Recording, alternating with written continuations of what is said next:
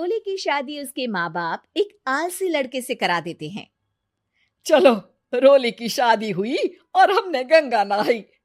और क्या, बेटियां तो होती ही हैं बोझ। हाँ, पर अब क्या चिंता, उतार तो दिया बोझ तुमने, अब वो लोग समझे। ससुराल में रोली का पति कहता है, देखो, मैं कोई काम नहीं करता, ये बात तुम्हारे मम्मी पापा को बता दी थी मैंने। अब जो किराया आता है दुकान का, उसी से घर का गुजारा करना है। कभी भूल से भी कोशिश ना करना किसी चीज की डिमांड की। क्या मम्मी पापा को पता था कि आप कोई काम नहीं करते? और क्या, बड़ा अच्छे से पता था। उन लोगों को तो तुम बोझ लगती थी, बोल रहे थे कि बस शादी कर लो और कोई मतलब नहीं है। रोली को यह सुनकर बहुत गुस्सा आता है, लेकिन करती भी तो क्या, क्योंकि वो जानती थी कि उसके माता पिता ऐसे ही हैं। जैसे तैसे रोली दिन काट रही थी। रोली को एक प्यारी सी बेटी होती है। धीरे धीरे वो बड़ी होती है और उसके साथ उसकी जरूरतें भी बढ़ती जाती हैं। सुनिए जी, अब तो सिमी बड़ी हो रही है, उसका स्कूल में दाखिला कराना है।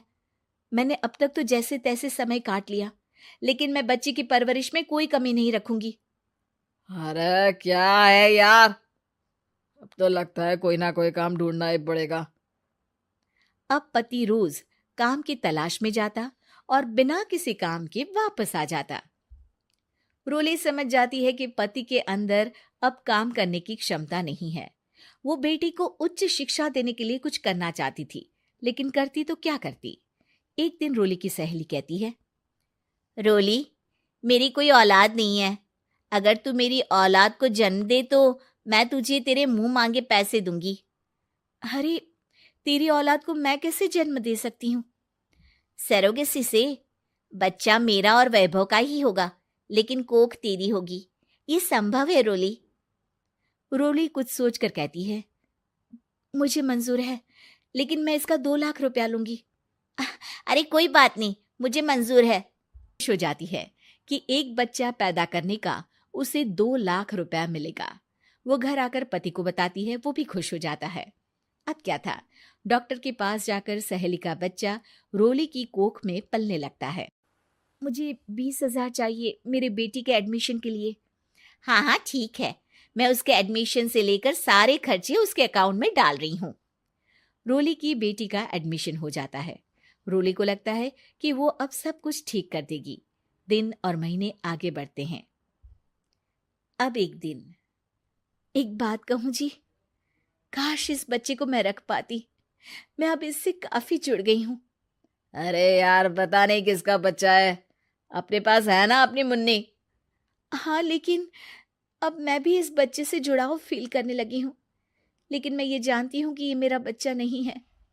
दोनों की जिंदगी ठीक चल रही थी, लेकिन कहते ना कि सुख का पल ज्यादा लंबा नहीं होता। एक दिन रोली की सहेली का फोन आता है। रोली, मुझे अब ये बच्चा नहीं चाहिए, मैं अपने पति को छोड़ रही हूँ। अरे लेकिन मुझे पैसों की जरूरत है, बच्चा तुम्हारा है, मैं क्या करूंगी? सहेली बिना कुछ बोले फोन काट देती है, फोन स्विच ऑफ कर देती है। लेकिन रोली के जीवन का तूफान यहीं नहीं रुकता। रोली, मैं इतना भार नहीं उठा सकता। आज पढ़ाई का पैसा मांग रही हो, कल को शादी, कॉलेज और पता नहीं क्या क्या। मैं तुम्हें छोड़ रहा हूँ, अपनी बच्ची उठाओ और निकलो इस घर से। अरे पर मैं कर तो रही हूं ना बच्चे के लिए काम, आप आराम से रहिए ना। क्या काम कर रही हो, देख रहा हूं मैं। ये छोटा शहर है, यहाँ लोगों को बात बनाते वक्त नहीं लगता। तो मैं क्या करूं? ज्यादा पढ़ी लिखी नहीं हूं, कैसे घर के खर्चे चलाऊं? और आप तो काम करना ही नहीं चाहते। हाँ, ना चाहता हूं और ना ही करूंगा। रोली को पति की बात पर काफी गुस्सा आ जाता है। ठीक है, अगर मेरे जीवन में संघर्ष ही लिखा है तो वही सही। इस वक्त पति होने के नाते आपको मेरा साथ देना चाहिए था, लेकिन नहीं, आपने तो इस हाल में मुझे घर से बाहर निकालने की बात कह डाली। देखो, ये सारी फालतू की बातों के लिए वक्त नहीं है मेरे पास।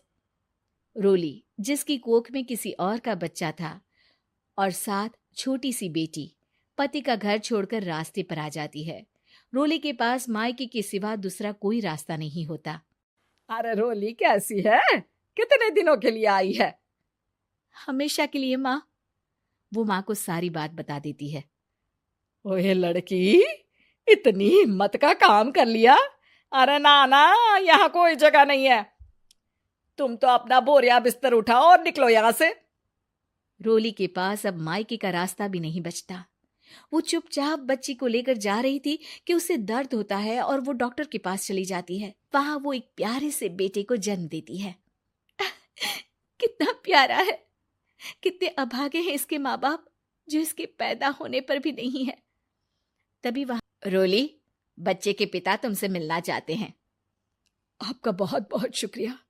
मैं इस बच्चे को पालूंगा, भले ही इसकी माँ ने इसे छोड़ दिया हो, पर मैं अपनी जिम्मेदारी निभाऊंगा। तो क्या आप मुझे इसके पैदा करने के लिए जिन पैसों की बात हुई थी वो भी देंगे? हाँ, और साथ ही आप चाहें तो मेरे घर में रहकर मेरे बच्चे की देखभाल भी कर सकती हैं। मैं उसके लिए आपको सैलरी दे दिया करूंगा।